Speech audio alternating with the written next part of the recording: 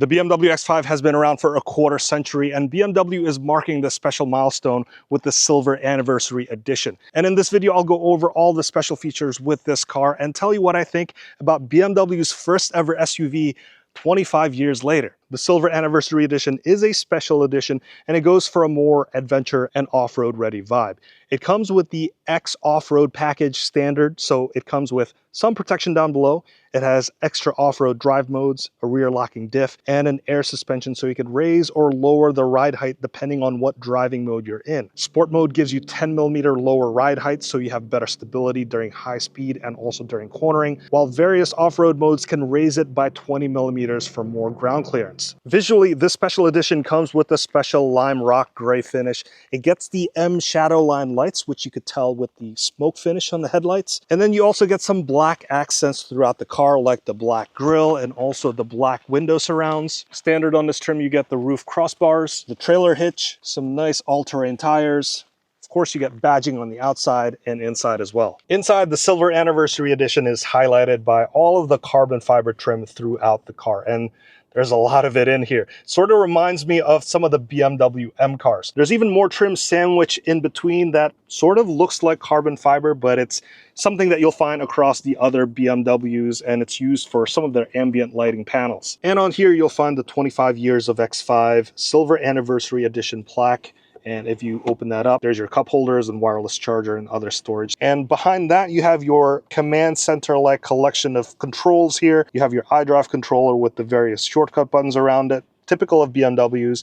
And then you have your very low-profile gear shifter, along with your start engine stop button, and then your various driving modes. And over here, because of your X off-road package, you have your ride height controller switch and also the different X off-road modes. You'll also get the all-weather mats and also the special trunk mat in the cargo space. So those are all of the special pieces found in the Silver Anniversary Edition. Beneath the special edition packages and cosmetic upgrades, this is still an X5, which is a really good SUV. Let's start with the power plant, and this is powered by a B58 3-liter inline-6 turbocharged engine, and it is used widely across BMW's entire lineup. It's even used by other car companies as well, like it's used in the Toyota Supra 3.0. And that's because BMW and Toyota collaborated on their sports car offerings. So the BMW gets the Z4 and the Toyota gets the Supra. They're both mechanically similar, but they look very different. But the B58 3-liter inline-6 turbocharged engine is a very fine piece of machinery. In this X5, it's rated for 375 horsepower and 398 pound-feet of torque. And when attached to the 8-speed automatic transmission and the all-wheel drive system,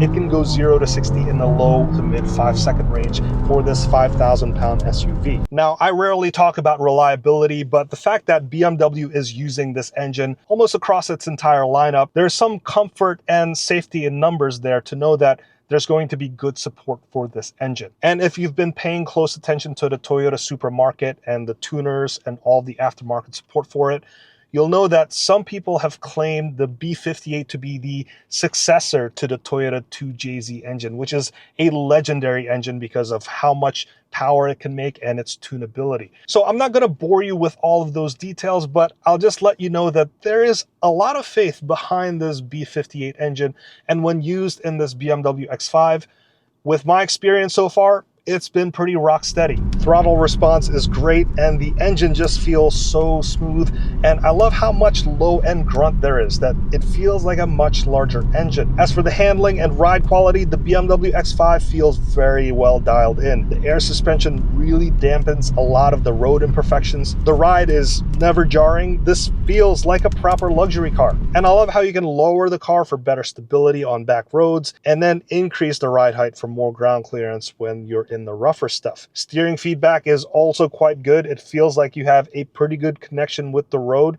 Couple that with the good suspension system. Despite the size, the SUV never feels like a boat. Overall, the X5 is a pretty solid handling mid-size SUV, and it's got plenty of power if you want to challenge your driving limits and skills. The higher X5M is obviously much more capable and more fun, but don't count these base trims out. They're pretty potent. As for the interior features, the BMW X5 has a lot to offer, but you have to check all those boxes if you want it, and you'll end up paying for it. But I guess that's what makes a BMW a BMW. They have like this a la carte approach to things. So for example, if you want heated seats, that's an option. If you want a heads-up display, that's another option.